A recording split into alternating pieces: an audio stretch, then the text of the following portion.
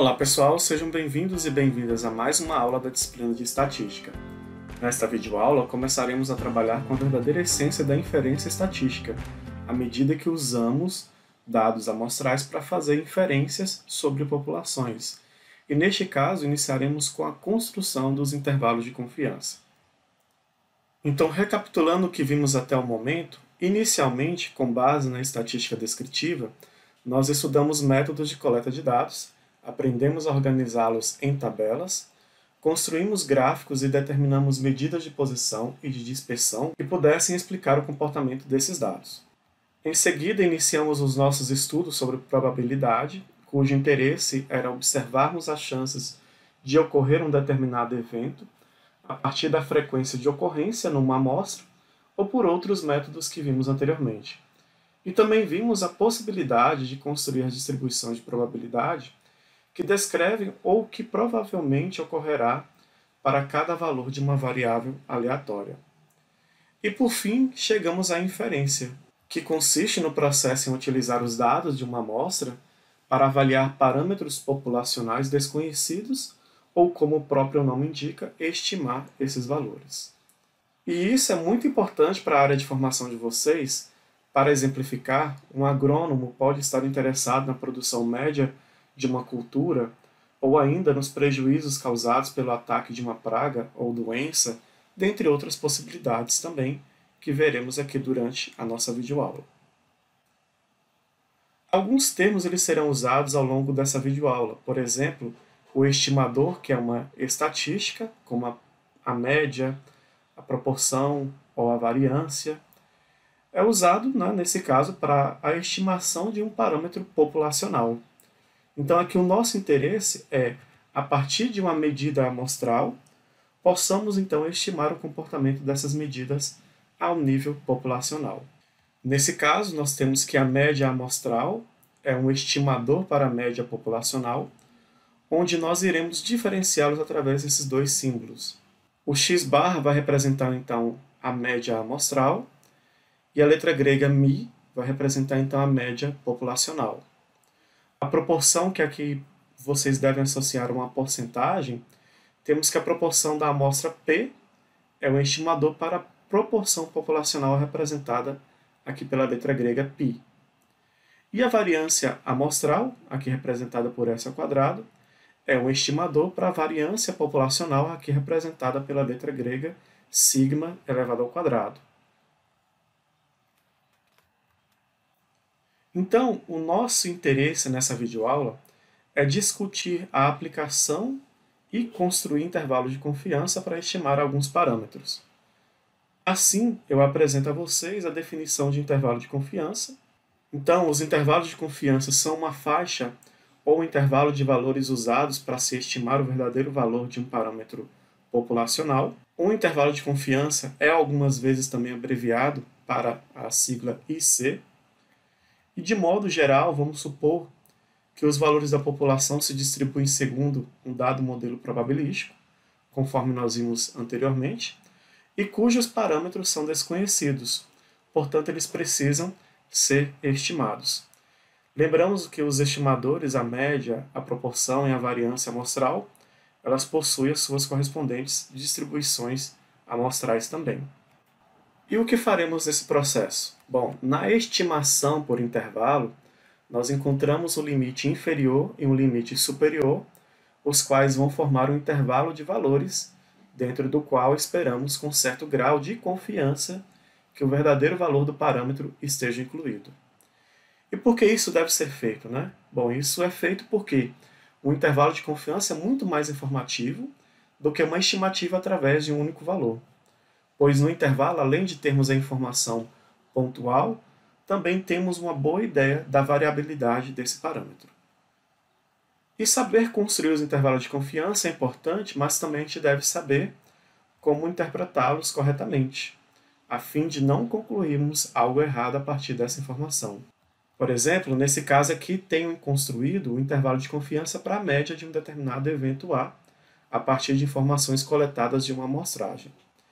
E aí vocês podem observar que o intervalo aqui varia de 10,15 a 10,85, Além disso, temos aqui um nível de significância de 95%, e isso aqui quer dizer para nós o seguinte: nós estamos 95% confiantes de que o intervalo de 10,15 a 10,85 realmente contém o verdadeiro valor da média.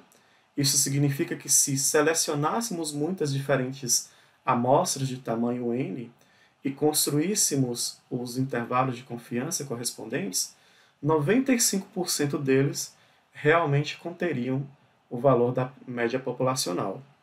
Então vejamos no próximo slide uma ilustração que ajuda a percebermos isso de forma mais clara ainda. A ideia é a seguinte: aqui nós temos uma população da qual iremos observar uma característica de nosso interesse. Além disso, é interessante que essa população tenha distribuição aparentemente normal, onde as observações, ao serem observadas por meio de um histograma, nos lembre desse formato de sino, que simboliza então uma concentração maior dos dados em torno da nossa média e menor concentração, como a gente pode observar aqui, nos pontos afastados dela. Assim, se tivermos considerando o nível de significância de 95%, então ao retirarmos 100 amostras dessa população, poderíamos afirmar que em 95 dessas amostras, o intervalo construído realmente contém a média da população ou outra medida de interesse para nós. Então, por exemplo, vejam que a amostra 1, o intervalo construído é esse x/1 é a média dessa nossa amostra, e olha que a média populacional ela está representada aqui por esta linha vertical, e que indica para nós, então, que ela pertence a esse primeiro intervalo aqui construído. O mesmo observamos na amostra 2, onde o x/2 é esse valor, né, ou seja, representa a média dessa amostra 2, e esse intervalo construído também possui a média aqui dentro dele. Mas como temos 95% de precisão, então haverá alguns intervalos em que isso não vai ser observado. Mas, é claro, isso vai acontecer numa proporção menor, já que temos 5% de que isso não vai acontecer. Como está sendo ilustrado por este último intervalo, né, o intervalo aqui da amostra xk, o intervalo aqui construído, ó, que vai deste ponto até aqui, não contém o verdadeiro valor da média, que seria simbolizado então por essa linha vertical. Então essa é uma ideia do que acontece ao obtermos aqui no caso os intervalos de confiança. Neste caso nós estamos tratando aqui de intervalos que têm 95% de confiança. Então 95 deles num total de 100 amostras retiradas da população realmente vão conter a nossa média populacional, e esses outros 5%, né, serão construídos, mas não terão, ou a gente não poderá garantir, né, que a média populacional estará dentro dele. E agora precisamos falar também da margem de erro, pois supondo que estamos trabalhando com uma amostra da população, é óbvio que encontraremos um resultado diferente entre o estimador amostral e o parâmetro populacional. No entanto, o que estamos interessados é em quantificar essa margem de erro e que será utilizada também para construir os intervalos de confiança. Então, definimos que a margem de erro é a diferença máxima provável com probabilidade 1 menos alfa entre o estimador amostral observado e o verdadeiro valor do parâmetro populacional. E para cada estimador nós teremos uma forma diferente de determinar essa margem de erro que nós veremos a seguir. O primeiro processo de construção de intervalo de confiança que iremos trabalhar será, então, para determinar a proporção de uma determinada população. Aqui a proporção, pessoal, vocês podem pensar em, por exemplo, qual a porcentagem de animais infectados por uma bactéria a partir de uma amostra. Então a proporção está associada à ideia de porcentagem ou fração da minha população que está sujeita àquele processo. Então, inicialmente, nós verificamos se os requisitos são satisfeitos, ou seja, foi realizada uma amostragem aleatória simples. Além disso, os dados podem ser conduzidos por distribuição binomial. Há pelo menos 5 sucessos e 5 fracassos nesse conjunto amostral. Então, satisfeitas essas condições, passamos para a segunda etapa, que consiste em determinar o valor crítico, simbolizado aqui por z de alfa sobre 2, que corresponde ao nível de confiança adotado durante o estudo. Durante os exemplos, nós veremos aqui como é possível determinar este valor. Então, determinado esse valor, passamos ao cálculo da margem de erro, sendo este aqui, no caso, determinado através da fórmula. E, que é a margem de erro, é igual ao z de alfa sobre 2, vezes a raiz quadrada de p, que é a probabilidade de sucesso, vezes 1 menos p, dividido por n. Então, de posse dessa margem de erro, construímos o intervalo de confiança utilizando essa notação. A probabilidade, então, aqui, de que a proporção populacional será maior que a proporção amostral, menos a margem de erro, e ela será menor que a proporção amostral, mais a margem de erro. Sendo isso igual ao nível de significância, 1 menos alfa, que seria a probabilidade de sucesso que você deseja obter, ou seja, 90%, 95%, 99% e por aí vai. E por fim, é interessante que vocês trabalhem ao longo dessas fórmulas com no mínimo 5 algarismos decimais. Mas ao final do processo, ou seja, de determinar aqui um intervalo de confiança, vocês vão arredondar os limites do intervalo para 3 dígitos significativos. Vejamos então um exemplo. Em um certo lago, uma amostra de 1000 peixes acusou 290 tilápias. Construa um intervalo de 95% de confiança para a verdadeira proporção de tilápias na população piscosa do lago. E também vamos interpretar esse intervalo. Então, pessoal, primeiramente nós precisamos determinar a proporção de tilápias presentes nessa amostra, pois nós vamos usar ao longo das fórmulas. Dessa forma, nós temos que a proporção de tilápias será dada pela razão entre os 290 casos favoráveis que foram percebidos na amostra de 1000 unidades de peixes que foram recolhidas.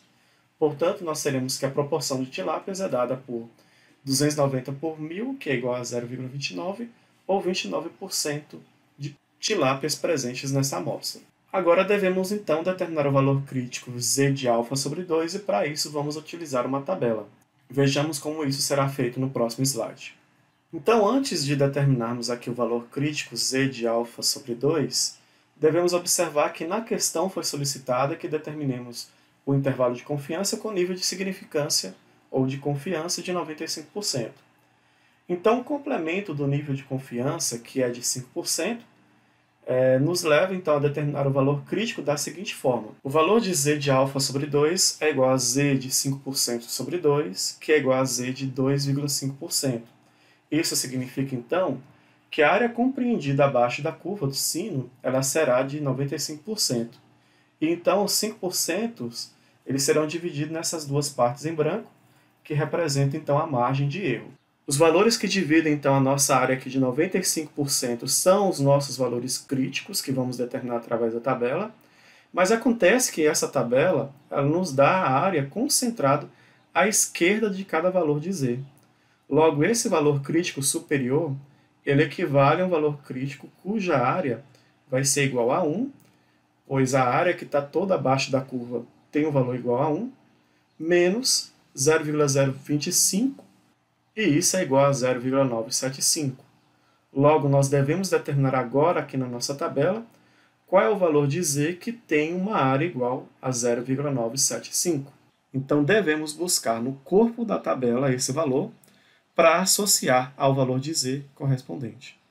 Daí, então, vejam que a área correspondente a 0,975 ela está aqui neste local, e ela está associada ao valor no eixo horizontal igual a 1,9. E no eixo vertical, no valor 0,06. Logo, juntando esses dois valores, nós teremos o valor crítico z de 2,5% igual a 1,96.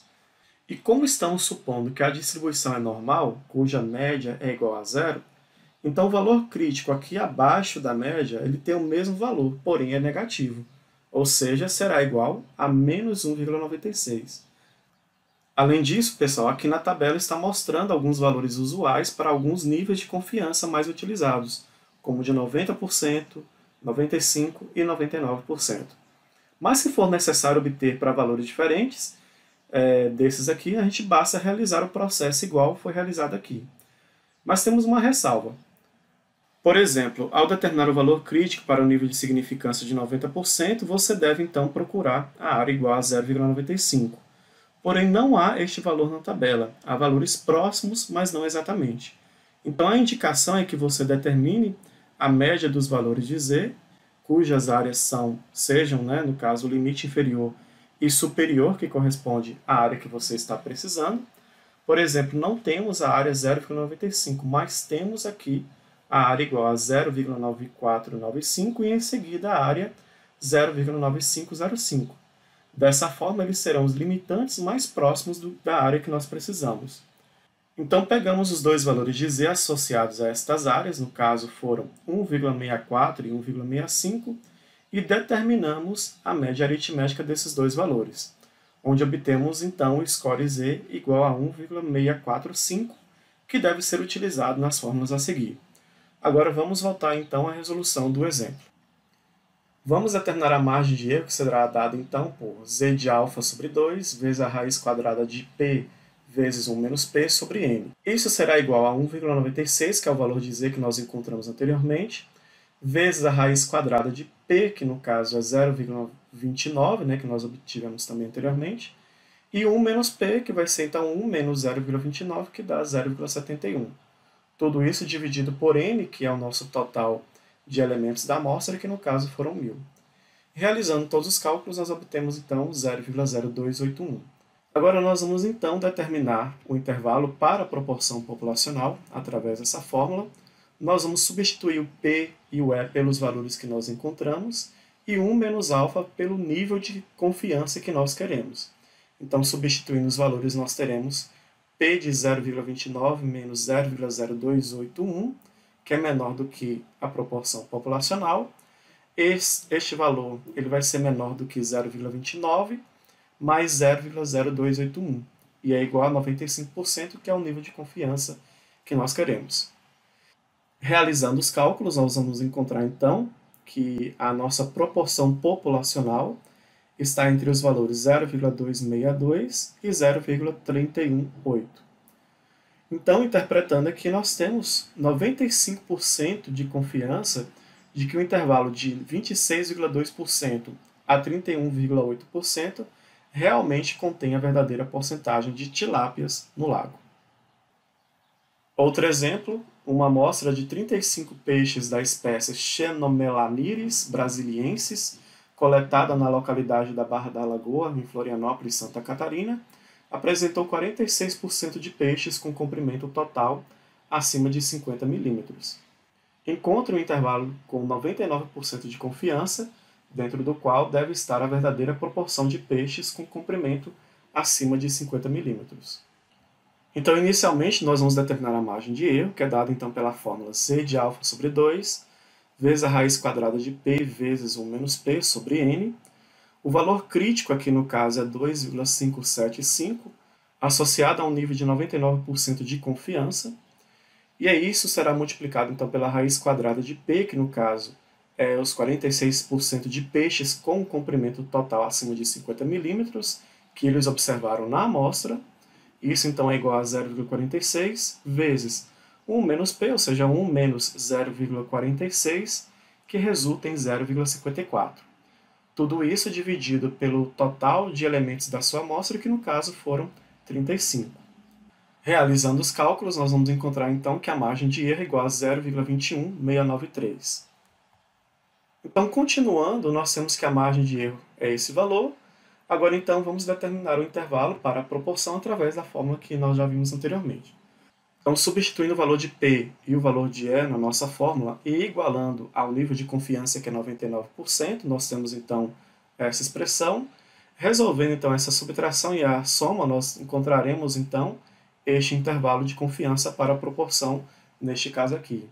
Então, a interpretação é que estamos 99% confiantes de que o intervalo de 24,3% a 67,7% realmente contém a verdadeira porcentagem de tilápias desse lago. E aqui cabe uma observação, A amplitude do intervalo é muito grande, então para um intervalo mais preciso é necessário que a gente aumente o tamanho da nossa amostra. Outro aspecto importante que a fórmula da margem de erro nos fornece é a determinação do tamanho da amostra. Então, partindo aqui da fórmula da margem de erro, isolando a variável n, nós podemos obter essa fórmula aqui ao final, que nos dá então a quantidade de elementos que a nossa amostra deve possuir para atingir um nível de precisão estipulado. Acontece que nós não sabemos o valor de P, pois a amostra ela ainda não foi retirada. A dificuldade de não se conhecer uma estimativa do valor da proporção populacional, ela pode ser resolvida através de uma amostra piloto com N elementos. Assim, com essa amostra piloto, você determina então a proporção de sucesso que será então utilizada para determinar o valor de N usando essa fórmula. E então, se percebermos que o valor de N é menor ou igual a N', então a amostra piloto já é suficiente para a nossa estimação. Caso contrário, nós devemos então retirar da população os elementos necessários à complementação do tamanho mínimo da nossa amostra. Ou seja, se eu retirei inicialmente 40 elementos e N é 60, então devo retirar outra amostra de tamanho 20 para complementar meus dados. Agora, outra alternativa também utilizada é considerar que a proporção P será um valor fixo e aproximado igual a 0,5. E ao substituir nessa fórmula, obteremos então o tamanho da amostra que vai ser igual ao valor crítico associado a alfa sobre 2 elevado ao quadrado, dividido por 4 vezes a margem de erro que eu estou procurando, elevado ao quadrado. Então, quando não temos a menor ideia sobre o valor da proporção populacional, pode-se inicialmente admitir que ela seja igual a 0,5 para o cálculo do tamanho da nossa amostra. Com este procedimento, então, superestimando o tamanho da amostra, ou seja, vamos trabalhar com uma amostra maior do que o necessário. Assim estaremos pecando por excesso. Então, continuando o exemplo, que foi a retirada de 35 peixes dessa espécie lá da praia da Barra da Lagoa, em Florianópolis, na Santa Catarina, nós tivemos 46% de peixes com comprimento acima de 50 milímetros. Aqui foi selecionada uma amostra, mas nós não sabemos se ela é boa ainda, o bastante, para observarmos a proporção populacional. O problema então solicita o seguinte: se quisermos estimar a proporção de peixes com comprimento acima de 50 milímetros, qual o tamanho da amostra necessária para que tenhamos 99% de confiança de que o erro de nossa estimativa não seja superior a 5%.